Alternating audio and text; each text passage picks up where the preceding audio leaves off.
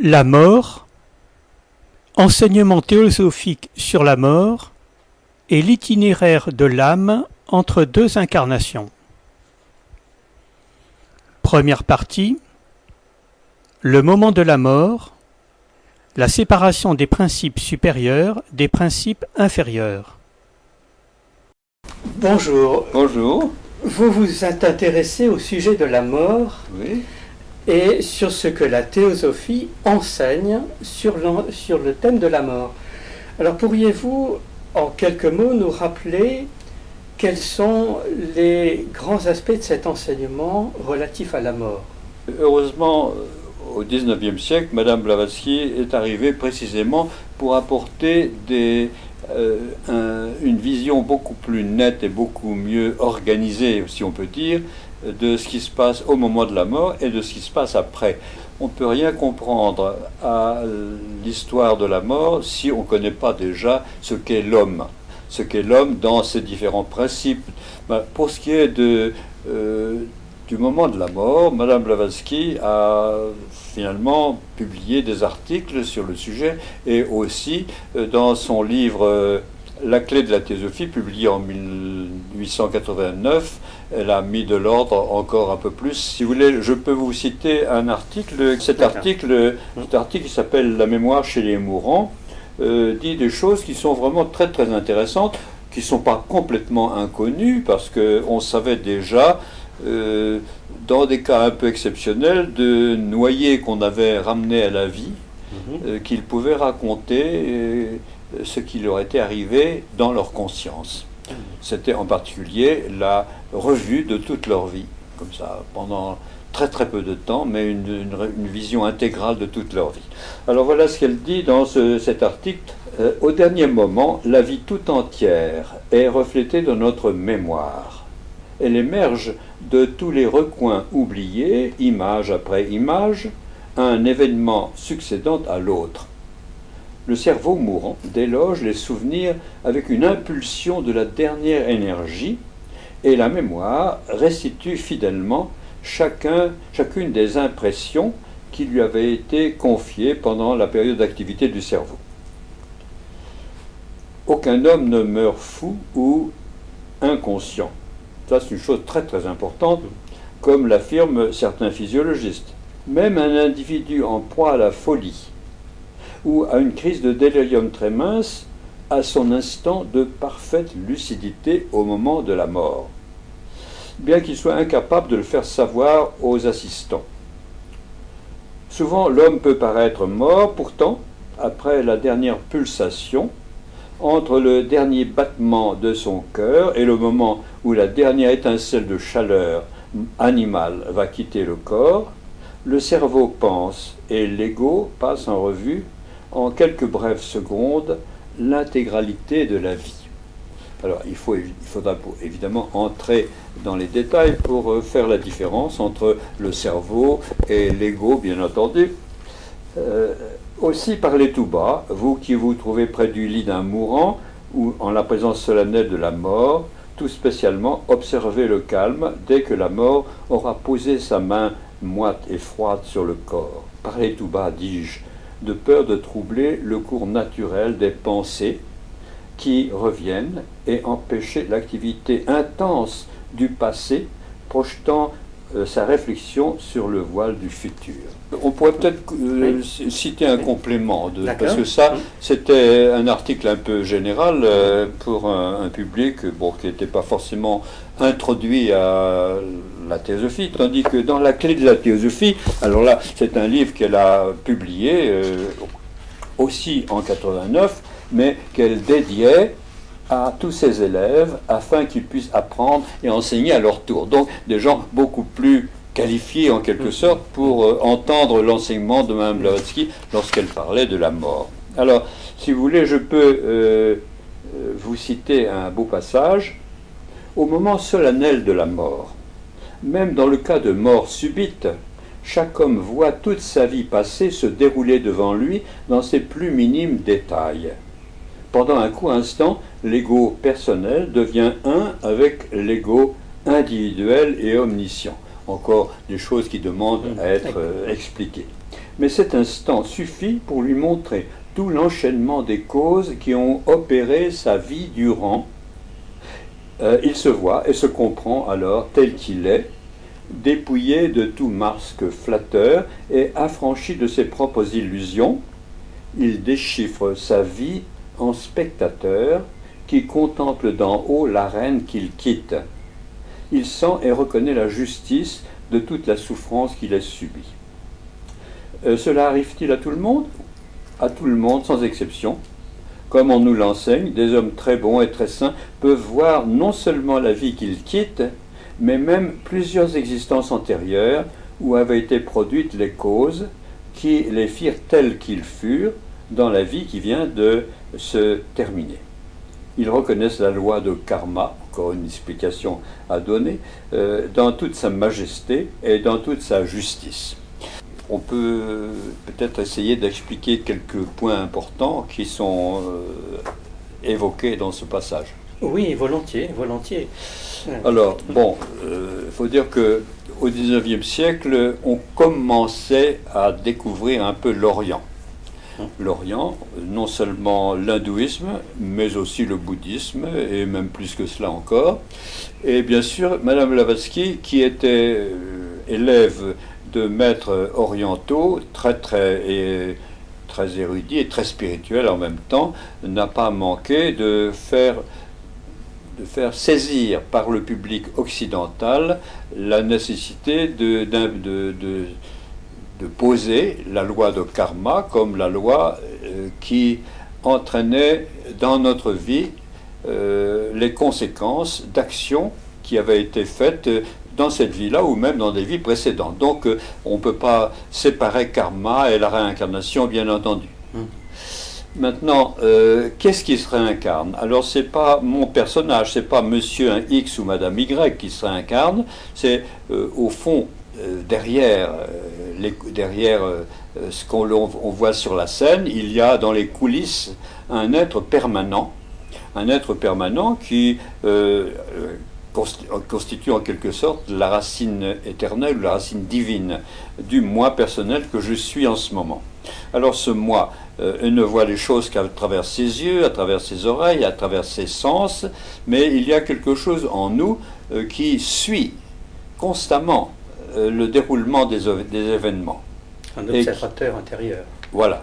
Alors, un spectateur intérieur, mais plus que cela, parce que si vous croyez à la voix de l'intuition, par exemple, ou la voix du génie qui communique à un homme qui est là, sur la terre, qui lui communique des impulsions, une perception beaucoup plus large que ce que je peux avoir, moi, du beau, du vrai, du juste, etc., etc. Donc là, nous sommes sur la voie de découvrir derrière l'ego personnel, l'ego personnel lié à son corps, à tout ce qui lui arrive dans la vie, etc. Il y a un ego transcendant, si vous voulez, un ego divin, mais qui n'est pas séparé. C'est-à-dire qui reste comme un spectateur, et beaucoup plus qu'un spectateur, dans toute la mesure du possible, un conseiller ou un guide. Malheureusement, le personnage que je suis ne s'intéresse pas beaucoup à cette présence intérieure, sauf dans des cas un peu exceptionnels. Précisément, au moment de la mort, cette présence intérieure se manifeste. Comme elle dit, là, il y a un rapport entre l'ego personnel et l'ego individuel profond. Et là, grâce à son pouvoir d'omniscience, l'ego personnel revoit tous les détails de sa vie, non seulement les détails, mais l'explication karmique, la cause, la justification karmique, la cause, si vous voulez, qui fait que tel événement a été agréable, tel événement a été désagréable, mais qu'à la fin du compte, l'homme qui a vécu tout cela a appris quelque chose. Ça, c'est une chose très très intéressante de cette approche de la mort par Madame Blavatsky. Est-ce que, après ce moment de la mort que vous venez de décrire, est-ce qu'on se réincarne tout de suite, au bout de quelques années, ou est-ce qu'il faudra attendre?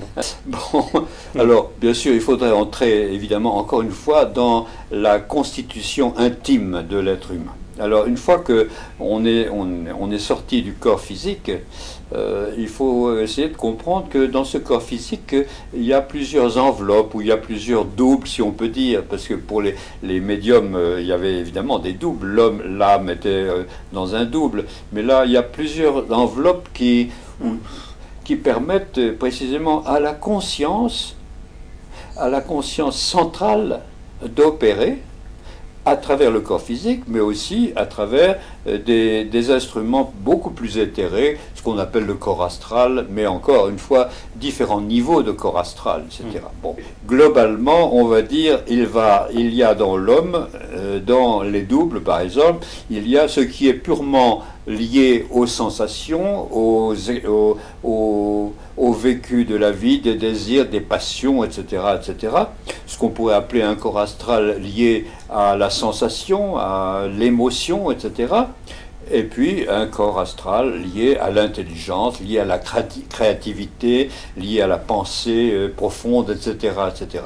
Bon, il faudrait évidemment entrer avec beaucoup plus de soin dans les détails de l'enseignement théosophique, mais on comprend bien que lorsque la mort arrive, s'il est vrai que l'homme personnel était d'une part tourné vers le monde extérieur avec ses sens et jouissait de la vie, mais que cet homme personnel avait quand même, au fin fond de lui-même, cet homme transcendant ou cet ego supérieur, ou que Madame Blavatsky a même appelé l'ego divin. Il y a en quelque sorte un double aspect dans la personnalité.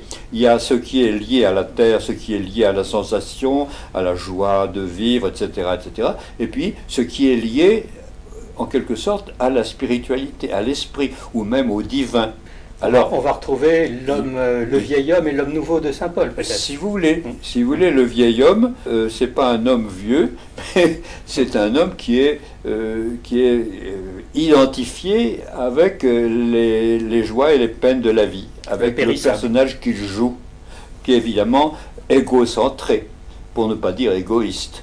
Alors maintenant, lorsque la mort arrive, s'il est vrai qu'il y a une loi d'ordre, qui maintient en quelque sorte tout le mouvement de la vie à travers la vie incarnée et la mort, il faudra bien entendu qu'il y ait une séparation entre ce vieil homme, la partie purement égocentrée, égoïste même, et liée à la jouissance de la vie, bon, à tous les profits et toutes les pertes possibles, et puis une partie qui est purement spirituelle, qui est tournée vraiment. Mais tourner vers quoi finalement? Alors vers la perception qu'il y a un ordre dans la vie, dans l'existence, et qu'on n'est pas sur la terre pour jouir de tout, mais qu'on fait partie d'une grande communauté, d'une grande unité de vie. Madame Blavatsky parlera de la fraternité universelle, le fait que nous appartenons effectivement à une fraternité d'âmes en évolution, qui bien sûr sont là incarnés au milieu des objets, des sens, etc., mais qui cherchent à réaliser quelque chose, qui cherchent finalement à incarner en elles-mêmes le divin qu'elles portent au fond d'elles. Comme une grande œuvre commune qu'on essaierait de réaliser ensemble. Exactement, c'est ça. Là, c'est une idée qui est très intéressante, qui a déjà été bien élaborée par Madame Blavatsky au XIXe, mais qui s'impose de plus en plus dans notre XXIe siècle. L'idée d'une écologie universelle, l'idée du fait que tous les hommes et toutes les femmes sont en interdépendance et finalement cheminent ensemble vers une voie d'éveil de plus en plus profonde, de plus en plus large, on pourrait dire, et plus universelle.